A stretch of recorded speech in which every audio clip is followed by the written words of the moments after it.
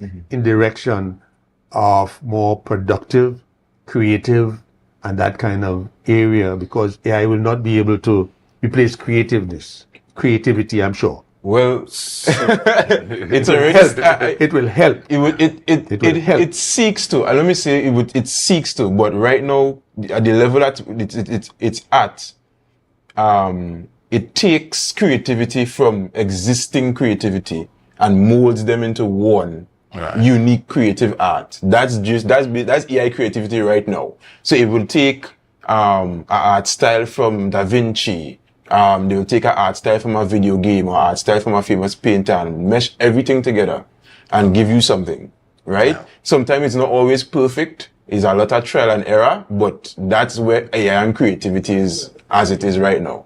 But I wanted to ask... I would like to tackle the question. Oh, you go ahead, man. Yeah. So you're asking about the cost of AI versus the benefit. Right. So we don't have to talk too much about the benefit because we have too many companies using AI and they can tell you what their bottom line looks like. So let's look at the other side. Very rich companies. Yeah. Let's look at the other side. Companies. The cost. Obviously, the cost that we're talking about here right now is people losing their jobs. Right? That's really what we're talking about fundamentally. For me, the issue is not losing your job per se. It is losing an income. And I'm making a distinction between the two. Right. And what I mean by that is this. If I lost this job, but I was able to replace it with another job, right, then it may not really matter to me because I had the job to get an income. Right. All right. So the issue is not so much losing your job as it is not having something else to do. I think that the cost of AI is going to manifest itself differently in different societies, meaning some societies that prepare for it would not see the same toll as other societies that do not prepare for it. Right. At the end of the day, there is absolutely nothing that we can do to stop the advent of AI. No, correct. Nothing at all. Especially as a small island like us. And so when we spend a lot of time trying to figure out if it's going to be good, if it's going to be bad, to a large degree, it doesn't matter whether it's going to be good or bad, it's coming. You are in a position to determine how good it's going to be. And you are also in a position to determine how bad it's going to be. Right. Yeah? So it is, or rather, it can be a little bit misleading when people start talking about the cost, because the cost relates to preparation. Right. That's my point. And that's exactly what he was saying. That's the point I'm making. That if we as a small society don't realize that the advent of AI is here, and it is definitely going to, come, we definitely have to prepare for it. And we see AI coming into education. Our education system prepare for that? No, not right now. And that is exactly what Jason is talking about. That's what I'm talking about. Right? And Brendan said the same thing too. So we as a small society have to start preparing ourselves, legislation-wise, otherwise, for AI. Because this thing is going to be here and it ain't going anywhere. Right. And let me just, if I can.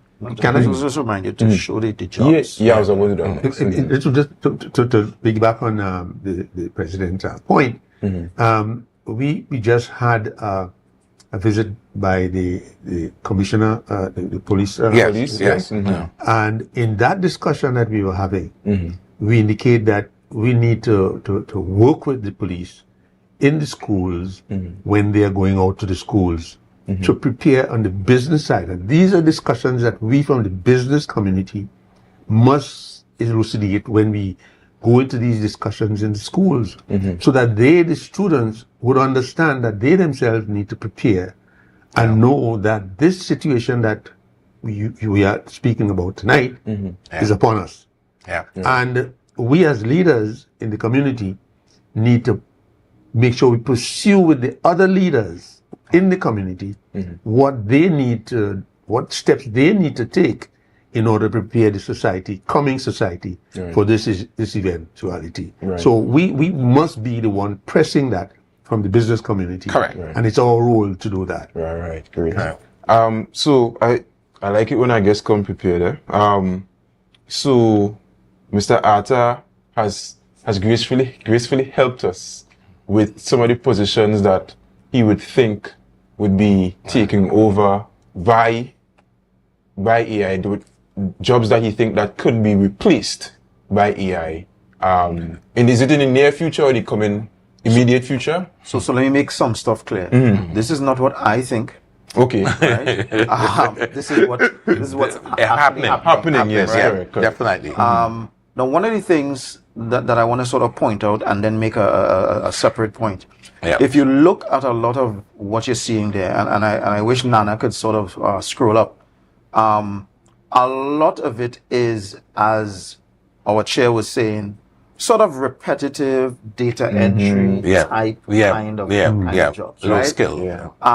Now, the thing about it is, it makes a lot of people think that the only jobs that are going to be replaced are those low-skill jobs. Yeah. But as I just showed you a while ago, and hopefully can get Nana to show the other graphic. Right. As I just mentioned a while ago, my friend who is a veterinarian, they literally replaced a portion of what PhDs were doing for them. That's right. That's not a low level job, right? Now the thing is, what is actually happening is you can't necessarily try to figure out if AI is going to take a job or not by looking at it as low level. Right. You have to look at, The duties. okay, what is AI good at? AI is good at analysis. AI is good at decision making.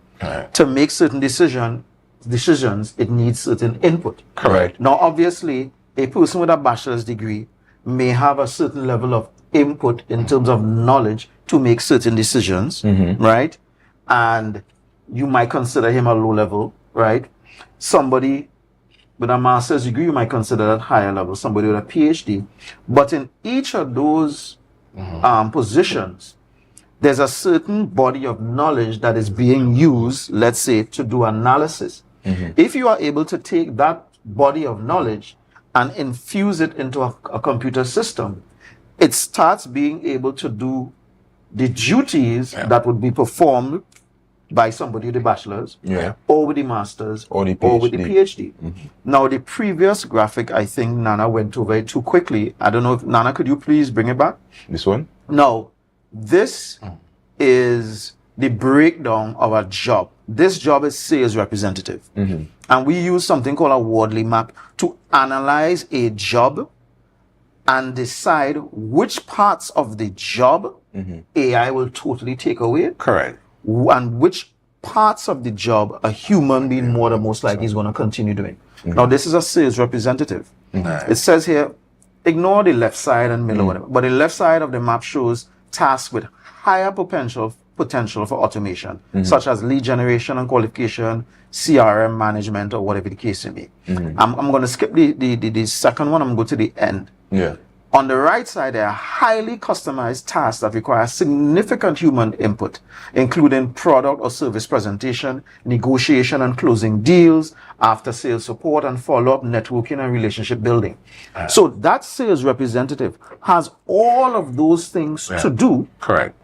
However, if that company incorporates AI into their organization, you can take away that stuff on the top from that sales representative and let him or her do the stuff that is far more humanistic, right? Because the stuff at the top, let's be real, a lot of the jobs that AI is going to take are jobs that people hate because they're doing tasks that people don't repetition. Like. That's correct. So you want to keep the part of the job that is humanistic, that taps into to your creativity, as you were talking about a while ago, whatever the case, right? So I just kind of wanted us to show that. Well, you lead up right into my that's my baby. Great. I mean, if you would realize that as who have been into this business, sales representative for 35 years, I went through the ropes of learning and building and training, and you're very right.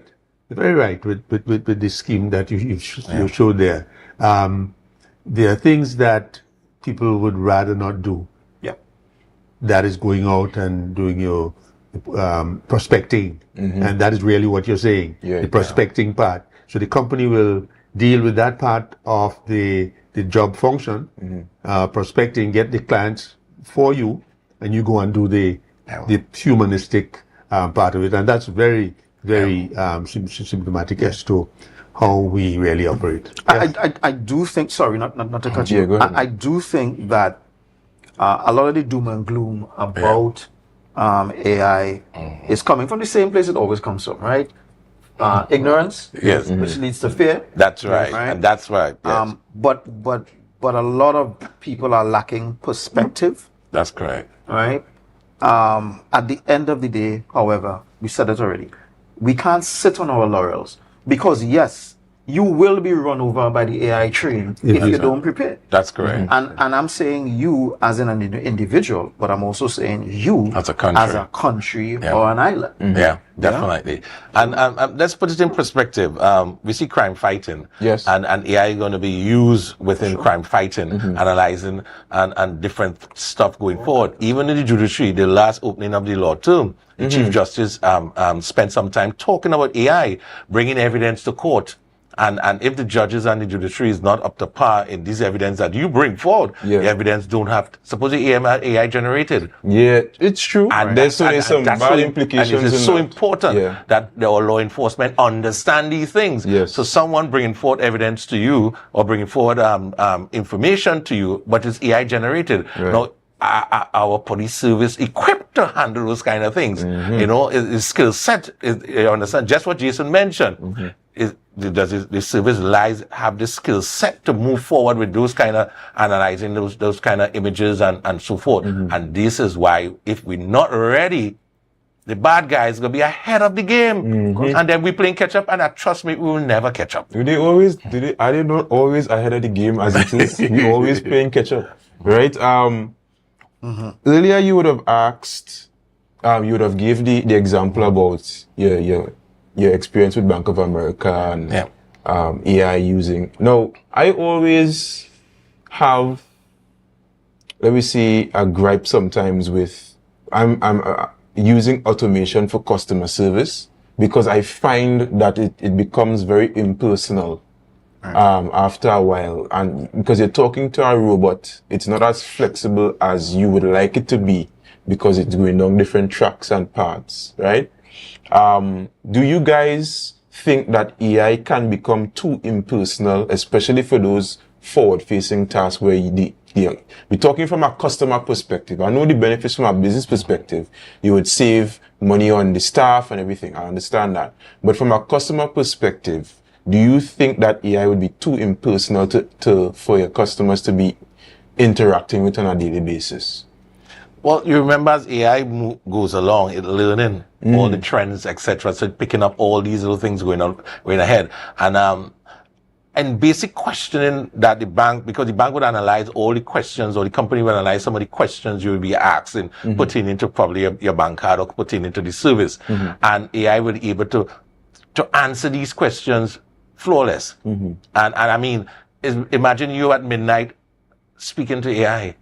You're actually talking to the bank midnight. And that's amazing. Normally the customer service will close off at 7 or 8 o'clock, and then that's it for you. So you want to get your bank card and you don't know what to do, and you would be able to speak to your bank midnight, and those was time that you probably will have spent doing other things. You now have the time to interact with the financial institution or the customer or the business, and I think that's great. I applaud that. So you don't like a personal touch, Mr. Williams?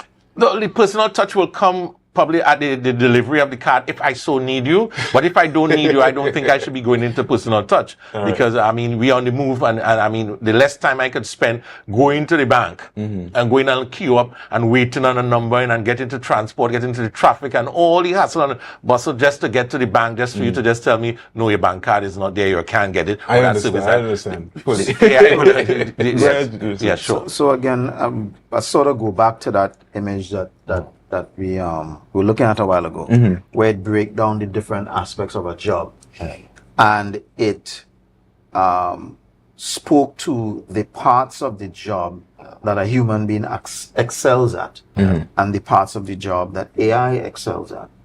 One of the things you have to do in an organization is figure out just that. Yeah.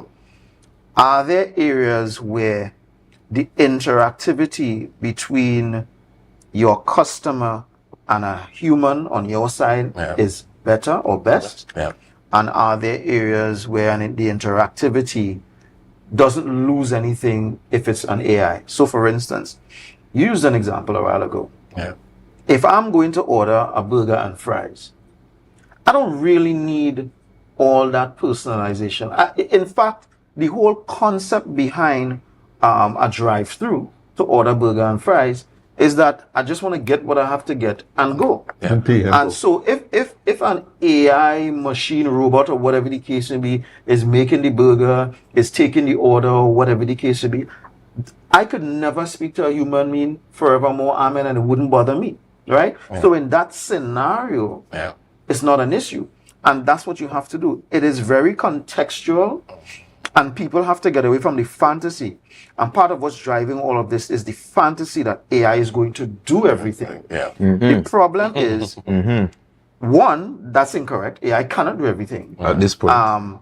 But also, there are things that AI can do and do well that you shouldn't have it doing, because it can't do it well. And what does well mean? Sometimes well means it doesn't do the particular job with the efficiency you want, but other times what well means is it doesn't do that job with the kind of human finesse that you need. True. Yeah. So you have to be able to define what and figure out your context, and then you deploy AI. So it's not a magic bullet. Yeah, and I know in your field, in the insurance field, AI will be really, really, really well, good. it's being contemplated in our company, of course. Yeah.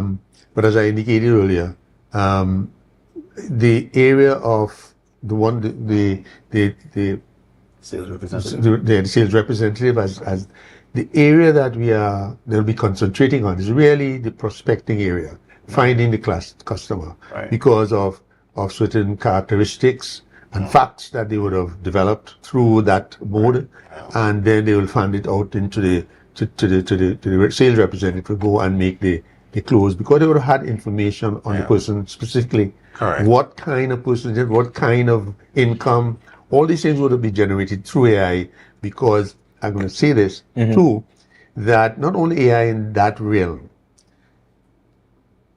the governments can use AI to track every single individual in every country in terms of where you are, what you do, what your medical situation is like. They've already started doing it. So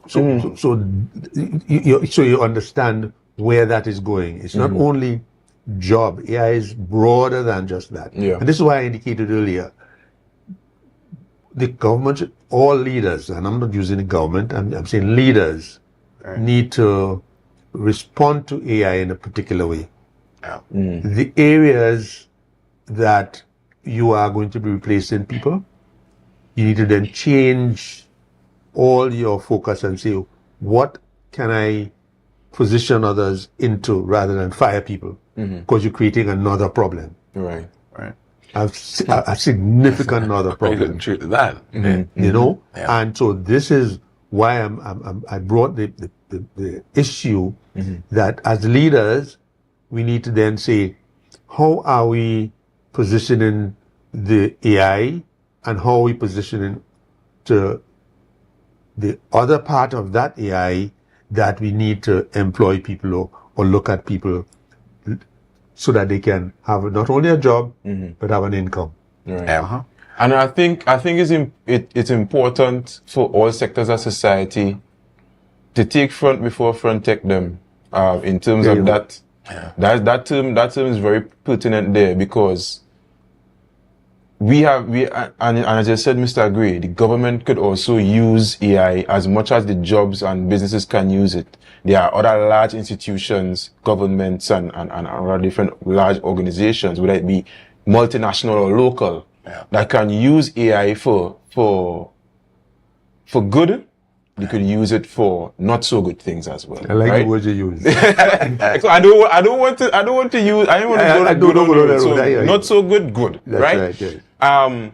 We as the citizens in different sector of society, do you think it's our responsibility to also tell them and make that known to them? Hey, we don't want to end up like a China, or like because China currently has their social credit score system where the AI could pick up your face and it could also examine your actions. And if you break the law, they send you a ticket. If you jaywalk, they send you a ticket, and there's a lot of privacy implications to that. Do you think it's our responsibility to let our government know, hey, this is not what we want for our country? And you remember what I said earlier? I said that we as leaders, yes, we cannot leave it up to the government. Right. We as leaders, our chairman here, he has to, when he go to meetings with with government or the divisions or wherever he must represent the people. Yes. He represented a membership, you know, and so it's how we interact. We must, if we leave everything up to the government, they will do what they want. True. Yeah. But a simple thing like cloud services, yes. The government don't embrace cloud storage, and they want to see this hard machine for storage, and then so the country laws does not facilitate cloud storage. Right. So we're behind time already. Yes. So we need to get to the program. Yeah. Hey, listen to me, because storage now everyone close. All the private sector storing in the cloud, and you, the government, your legislation way behind. All your laws, everything is accurate and it behind. And again, don't wait until it's up on your doorstep, and then you're trying to say, oh yeah, well, we need to put in legislation now to deal with cloud storage, and because we want to see a machine and we want the cloud and we want the storage to be there, and that's a big problem. So AI is there, and no one look. Everyone just kind of let's leave that alone, keep it quiet. Yeah. And then suddenly it raises its head, and there's all the issues now popping out. Certainly, I could agree with you on that, because especially like in the realms of finance and stuff and financial services, we still like 10 years behind the behind the outside world when it comes to that. Yeah. I wanted to ask Jason the question. One of my worries and concerns with AI is that I feel as though it is making people lazy, and as much as we say productivity and it's up, but somebody on the panel said we cannot expect the AI to do everything for us, and I agree with that wholeheartedly. I'll give you an example. In my realm of work, I'm marketing, PR. So I usually peruse social media, looking for, good examples, right?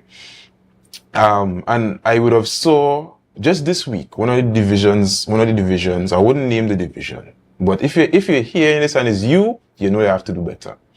I would have saw that the AI images are very prevalent on the internet now for marketing and these purposes. Yeah. Very, very prevalent. Yeah. However, there's some issues with AI images, right? Where they become very apparent. Yeah. Yes. Where sometimes the teeth, they don't form properly, the arms don't form properly. Yeah. So now, I saw they used a AI image to depict children playing with other children with disabilities, and I'm looking at the, it's supposed to be one child in a wheelchair that has a disability and two other regular able children.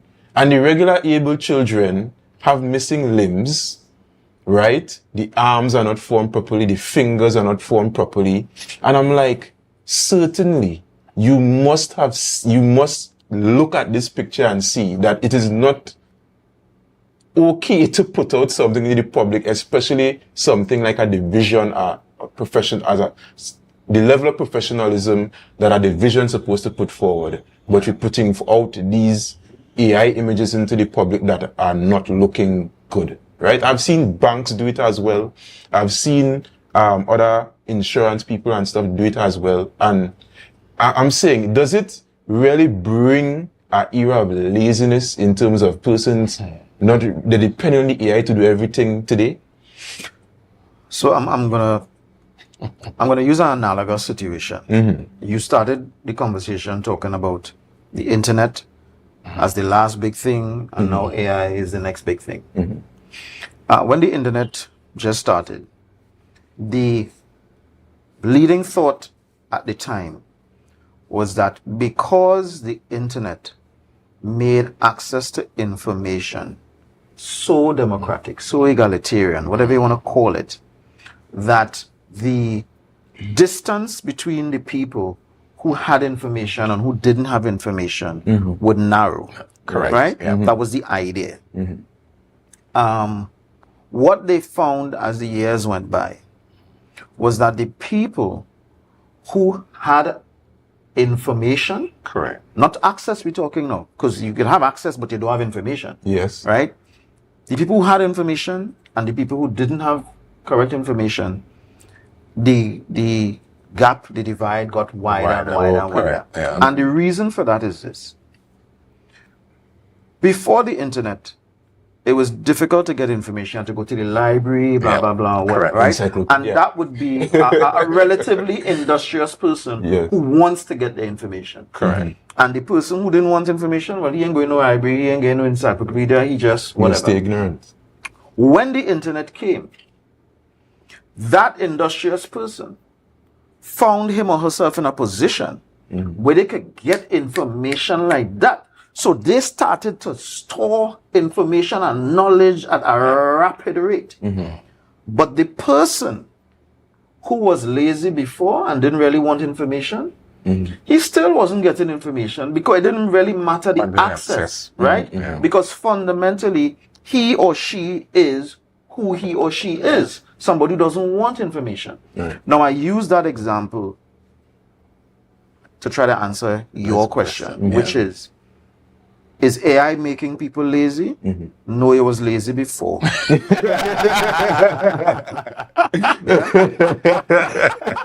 lazy before. I like that. Right? I like that. And so all that's going to happen is that people who do bad work Continue to do bad work. And they get weeded out. That's it. That's just what it is. That is the Kermit to the water. Yes, the horse. Take me to the water. They can't make me drink. That's right. Same thing, you know. I like that. I like the analogy. Yeah. Mr. I want to get into. Yeah, go ahead. I want to get into some of the because as a tourism person here, I really want to get into some of that in terms of how does the tourism impact from a business perspective, how it impact on the business community in Tobago.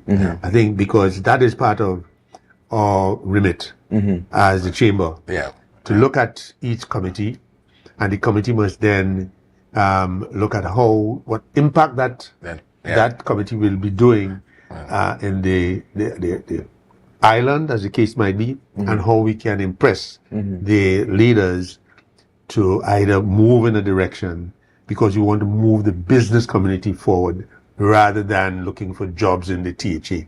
I think that is what we need to be looking at now.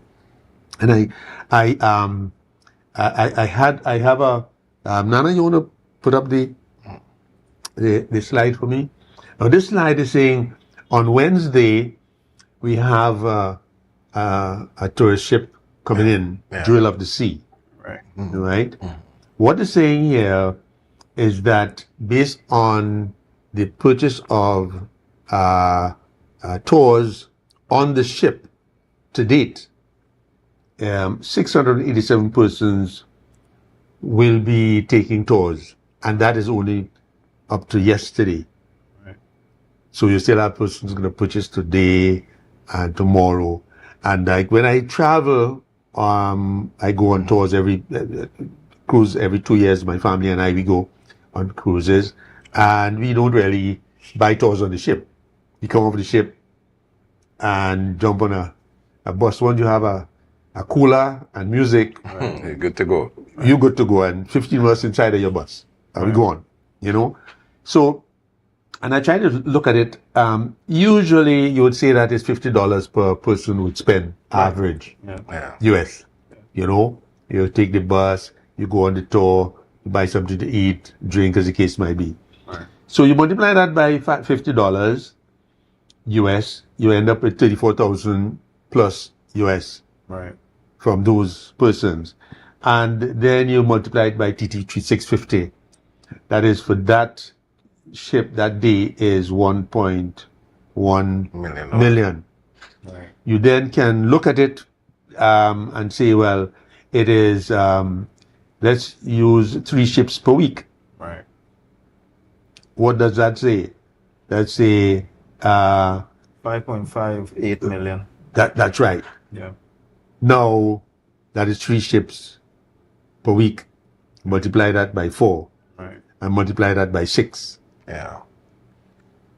What are we doing in terms of our business leverage where that is concerned for the citizens in Tobago? How are we preparing? Because this is not going to stay 3 ships per week. Once we give the right service, once we give the right product, what does that mean? I lived in the Bahamas for 10 years. Mm-hmm. The Prime Minister there says is 8 million tourists that come to the Bahamas per year. Mm-hmm. Now, what do you think is happening there? How much do you think we want to attract? I want to see the service, one, being changed. How do we do that with AI? I don't know. Right. You know? But we need to put people in the position that we would not say that later on some other persons come from wherever they come from and start doing the work, and then you're looking for a job. Right. Mm-hmm. And then you'll be bitching about he making plenty money and I am looking for a job. That's correct. Are we preparing the people for that opportunity? Okay. That is the question. That's my question.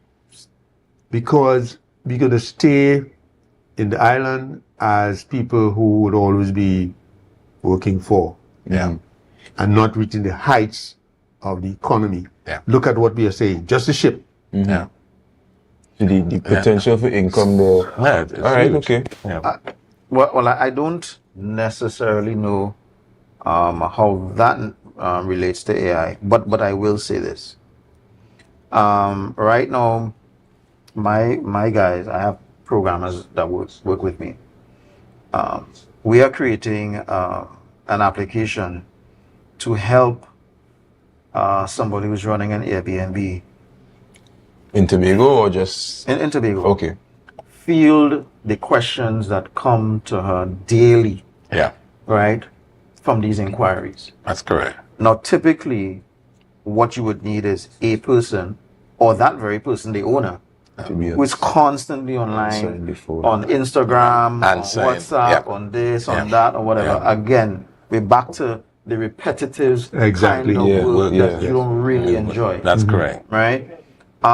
She doesn't like that part of the work. Now, the part of the work that she does like is when she gets a customer and the customer comes and they're texting her to ask her questions. She likes that part of it because now she's really starting to do customer service and hospitality and blah, blah, blah, because they're here. They're a person on the ground. And she's trying to make their stay the best. That's correct. But when you're just inquiring, that's right. 1 out of 10 persons who inquire actually do anything. Actually book, and so you're taking up a whole lot of time or whatever. That's correct. Yeah. So from that point of view, we are looking at trying to help people in the tourism industry where that is concerned. Now, we talked a while ago about Tobago and employment in Tobago, and you were sort of complaining about people who showing up late or this or that or whatever. One of the things for me is I am wondering right now how AI and the use of AI is going to manifest in Tobago, where lots of people seem to not want to do the kinds of jobs that we're talking about. Because we're not really, when we talk about people not showing up on time, this, that, or whatever, we're not typically talking about some high-skilled person. It's not a PhD we're talking about. I mean, not that there are many things in Tobago that require a PhD, but we're not talking about an engineer. We're talking about this one. We're typically talking about these low-skilled jobs that clearly, even if you were a diligent person, you wouldn't say I like this job or I like doing this. And so I am very curious as to what will happen when we start to replace those low-skilled jobs that they clearly don't like anyways. Right? I just hope they don't take it for granted. Right? Because they need to find something else. So, again, with respect to that whole ship situation, I don't know necessarily that AI can do much about that. However, you are still correct to ask, are we preparing ourselves for more ships coming, more business coming? More business. That's the question. That's the question. That's the question I have. And that's the question. Are we preparing? And he uses that. I mean, he using that same thing to compare to AI, the advent of AI, and the jobs and all all the skill set that goes with it. Is the country really preparing itself for that advent of AI and look in the tourism sector? In the tourism sector. Because that's where first of all we must recognize where is our niche. We may have some resources off the north of the island, but it's not being realized. It's not being realized to our benefit. What it is really this island is really known for. It's tourism. Right now, Yes. In the Bahamas, you have tourism and finance, offshore banking. Right. So their skill set would need more accountants, more lawyers for that kind of situation, a mixture. We are in the process now of looking to put in two large hotels. I think one in Mount Irving, somewhere in Mount Irving, and the other one in Killigan. When those come on stream, that will change the diaspora again and change everything.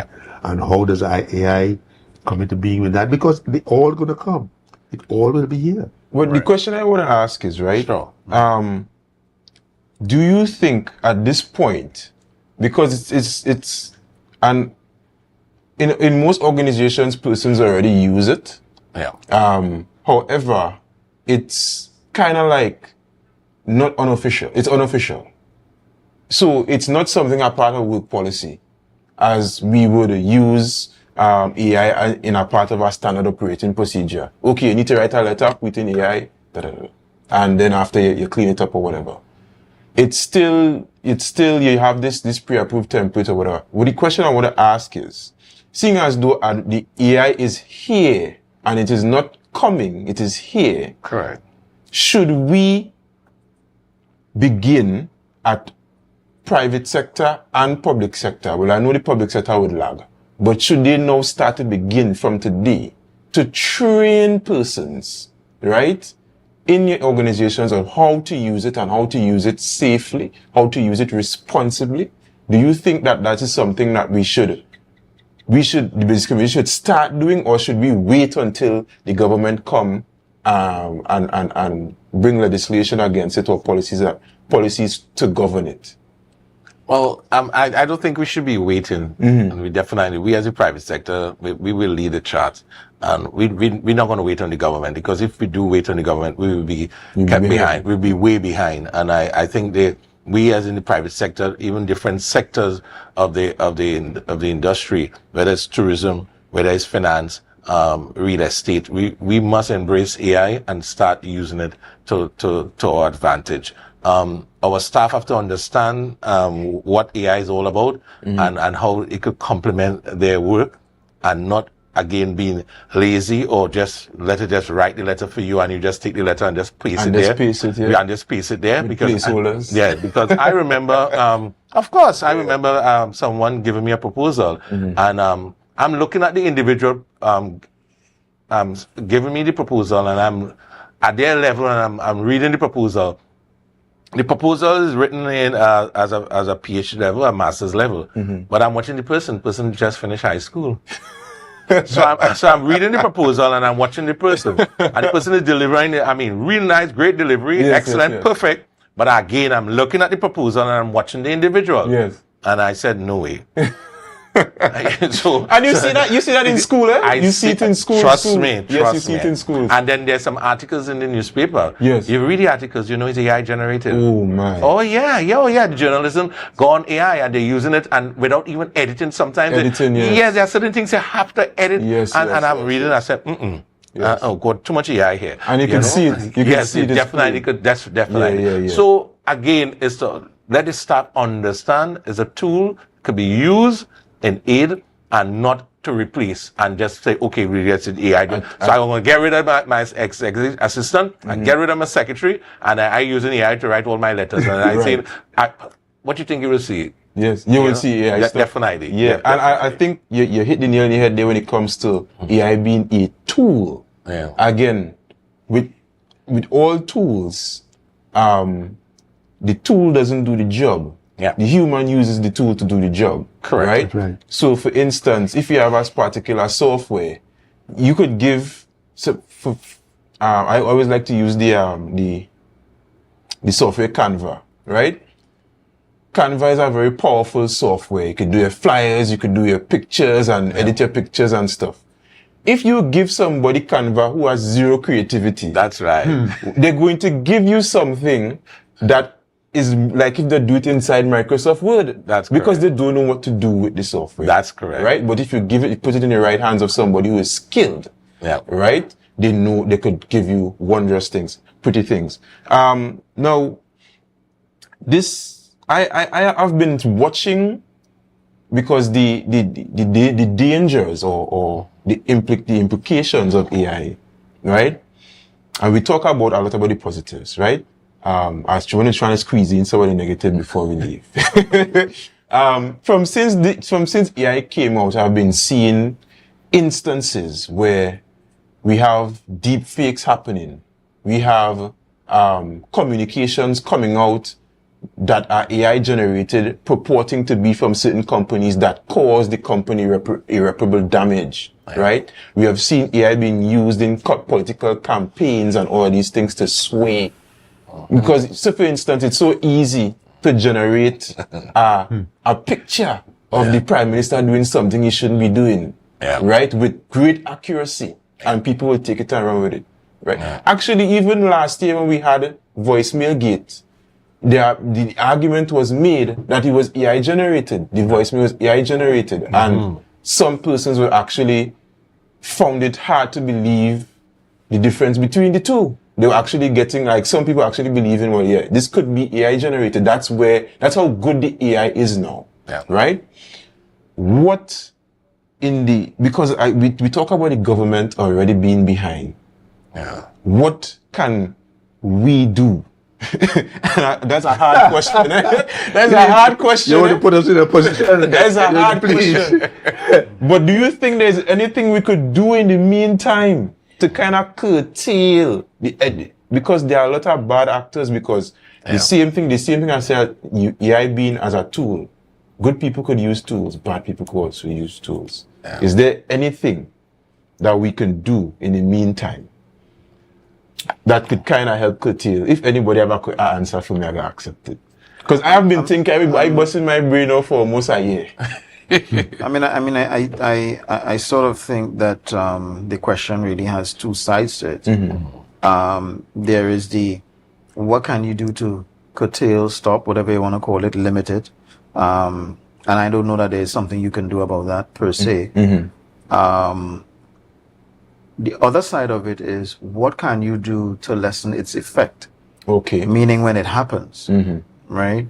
And ultimately that's almost always going to come down to education. Right. Right? Your public has to be educated well enough that it understands what it is seeing and what it is not seeing. Correct. But further than that, I also think that we are entering an age where your character is going to matter more and more and more and more. Right? Meaning, if somebody takes a software and creates, whether it be supposedly you saying something or you doing something or whatever the case may be, you need to have such a strong character that people say, nah, that is not you. Right. You understand? Right. Correct. So, for instance, let's use Barack Obama and Donald Trump. There are so many things. Please, that don't far apart. But that's a great example. Yes. There's so many things that you could put out there saying that Donald Trump said that would be so easily believed. Yes, Right? true. But if you put it with Barack Obama, people say, oh, that's nonsense. Now, I'm not saying there aren't people who wouldn't believe it, right? But there are already people who don't like him, so they'll believe anything. Yeah. Right? But the what majority you of are people. concerned about is somebody putting something out there that could move the needle That's right. and cause you problems. That's correct. If these people already hate you and they want to believe bad about you, that's fine. Yes. Yeah. Right? But the rest of the people be like, oh, that's nonsense. You know? The majority. Yeah. And that sort of brings me to something I wanted to kind of talk about. Yes. During COVID, I had a lot of arguments with people about the fact that I understood where a lot of people were coming from when they had their skepticism about the vaccines. And what I said to people was this: even though I wasn't on that level, watching all these years governments lie to people and people find out later on and blah, blah, blah, and whatever the case may be, you have to understand that if you do something continually, I mean, if I lie to you all the time, after a while, you're not going to believe me, right? And so we ended up in a situation in COVID where when we needed people to believe us, they didn't. And we ended up in a situation where we lost millions of people, right? Trust is a currency, whether people want to believe it or not. And when there is more lies, the deep fakes, and all this stuff that's happening, trust becomes an even greater currency. Yeah. And what we're going to find ourselves in a situation down the road, because trust me, this thing is going to get bad and worse before we're able to handle it. But in the meantime, when all of that is happening, and people putting all these lies and this and that and whatever, what you will find is that there are going to be these groups of people who people are going to start to look to as the arbiters of truth. Yeah. It's already happening, huh? Right? It's already Because they don't trust anybody else. Yeah. Correct. And so those of us who have spent the last 10, 15, 20 years of our lives making sure that we live in a particular kind of way, right? Those persons are the ones who people are going to look to. Right. Because the lies coming, Yes. coming. Yeah. I see that. Yeah, but I like to fact check. I believe in fact check. I know from my background in forensic accounting and fraud, you know, you give me information and I would check to make sure it becomes evidence. Right. So I just not want to put that forward without doing all my checks. So even though a letter or photo, I would check as much as I can and do all the necessary checks. If that came from a source, just go back to the old school and check and do all the checks and verify before you go in and shout out, you know, that I have a B. You know, verify that a B is a B and a A is a A. Right. And I just assume that is a A because it looks like a A, it sounds like a A. Right. But I will verify that it is a A. Right. And that is why integrity, and I like the presentation. Yes. Integrity. You protect your integrity. You stand up for that, and that is what will carry you through in terms of when someone accuses you of any misfeasance, as the case might be. Your integrity is going to stand above all. And so leadership needs to have that kind of integrity supporting them. And as you said, if you lie to me all the time, you're true, you ain't gonna believe it. You really want me to believe you. Yeah, you ain't gonna get me to believe I wouldn't be able to. Come in and say, I taking over the world, man. Well, there's that threat. There is that threat. We hearing talk about persons saying at one point the AIs could come together and form one massive AI that could basically control the world systems. They talk about, what do you call it? It's called the singularity. Right. When the computers get so smart that they're smarter than all of us, and they start doing things on their own. There is a movie on this, you know. I think there was that's a movie something on I this. thought There have been many movies. Yeah, on yes, it. many movies on I this. don't particularly believe it. But they're happening.